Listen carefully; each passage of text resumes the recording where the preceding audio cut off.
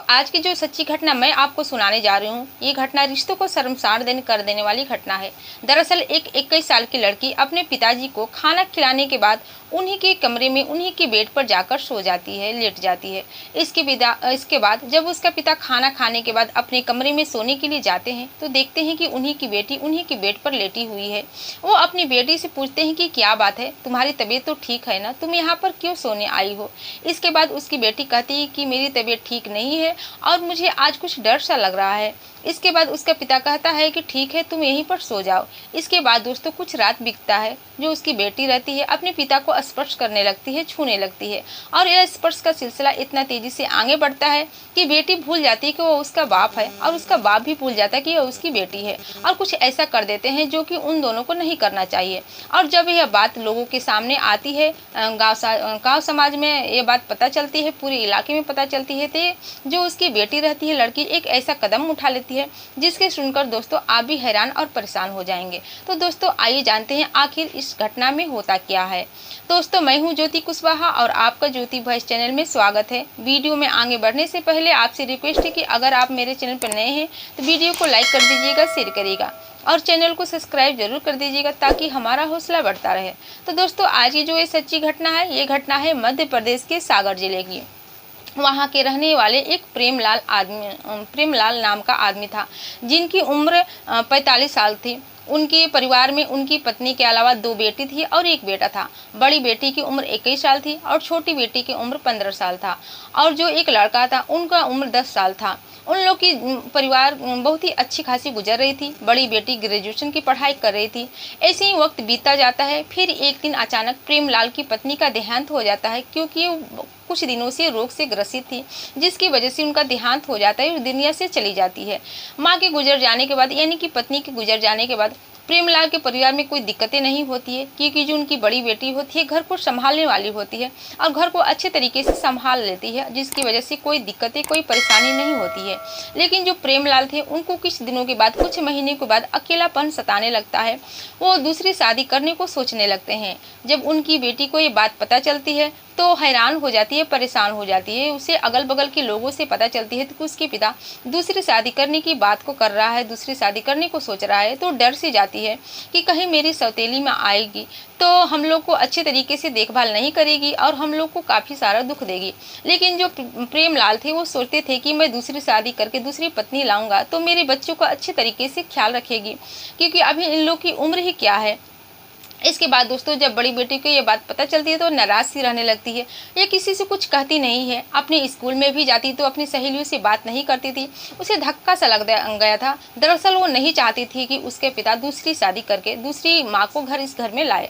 इसके बाद जब वो अपनी सहेलियों से बातचीत भी नहीं करती है, किसी से अगल बगल भी बातचीत नहीं करती है, घर में भी बातचीत नहीं करती थी, जो भी उसको काम करना था वो काम करती थी, इसके अलावा किसी और से मतलब नहीं रखती थी। वो अंदर ही अंदर घुट रही थी। वो नहीं चाहती थी कि उसके घर में दूसरी माँ आए।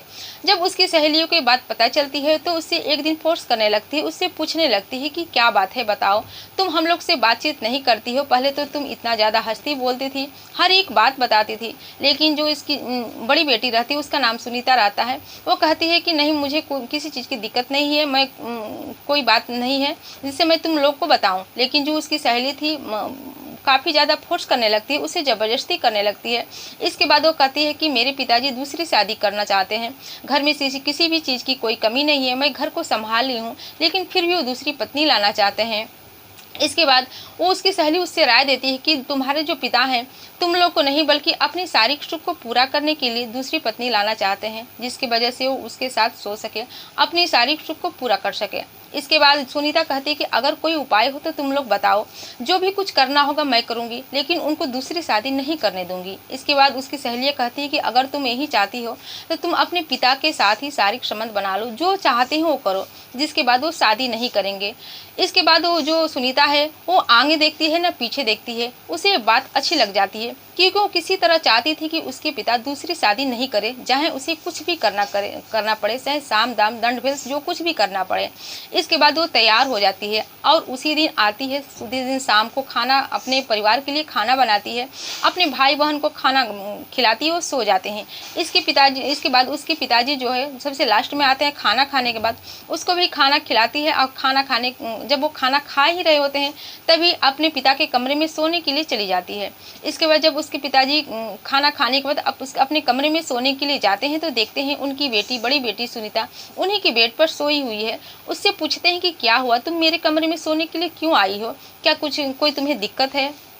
इसके बाद सुनीता कहती है कि मुझे तबीयत ठीक नहीं लग रहा है और मुझे डर सा लग रहा है। इसके बाद उसके पिताजी कहते हैं कि ठीक है तुम वहीं पर सो जाओ। उसके पिताजी वहीं पर लेट जाते हैं। इसके बाद दोस्तों जब रात का वक्त होता है, सुनीता अपने पिता को स्पर्श करने लगती है, जो चाहती है वो करने लगती है। ये स्पर्श का सिलसिला इतना तेजी से आगे बढ़ जाता है कि सुनीता भी भूल जाती है कि मेरे पिता हैं और उसका जो पिता था वो भी भूल जाते हैं कि मेरी बेटी है। उन दोनों को आगे पीछे का कुछ सूझता ही नहीं है, जो मन में है वो करते चले जाते हैं और नाजायज संबंध भी बना लेते हैं। इसके बाद जब ये सिलसिला चलता है तो हमेशा के लिए चलने लगता है। जब भी दोनों का वक्त मिलता, समय मिलता और जब भी संबंध बनाने का मन करता, दोनों एक साथ शारीरिक संबंध बना लेते थे। ऐसे ही करते करते एक दिन सुनीता प्रेग्नेंट हो जाती है। जब प्रेग्नेंट होती है तो धीरे धीरे बात गांव गली में, मोहल्ले में, पूरे इलाके में ये बात फैल जाती है। सुनीता को अब समझ में नहीं आता है कि आखिर वो करे तो क्या करे। वो सोचने लगती है कि मुझे कुछ करना पड़ेगा, नहीं तो मेरी भी इज्जत चली जाएगी और मेरे पिताजी की भी इज्जत चली जाएगी। इसके बाद वो हैरान और परेशान हो जाती है और अपने किए पर शर्मिंदा हो जाती है, अपने किए पर पछताने लगती है। लेकिन अब पछताने से क्या होगा, वो जो उसे नहीं करना चाहिए वो तो कर चुकी थी।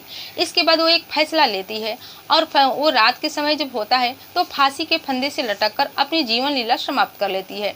जब ये बात गाँव वालों को पता चलती है, उसके परिवार को पता चलती है, तो उन लोगों का रो रो के बुरा हाल हो जाता है। उसके पिताजी अलग बैठ के रोते हैं, उसके जो छोटे छोटे भाई बहन हैं वो भी रोने लगते हैं।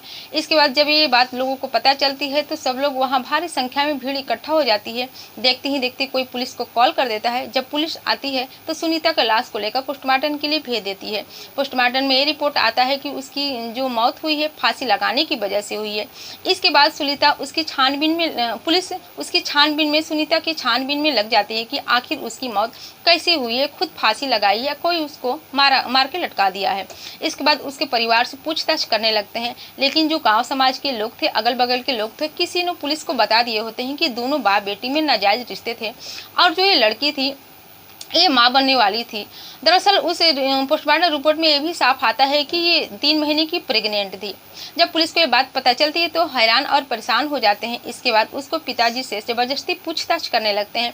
पहले तो उसके पिताजी कुछ बताते नहीं, इसके बाद जो बताते हैं वो पुलिस वाले सुनकर और हैरान और परेशान हो जाते हैं।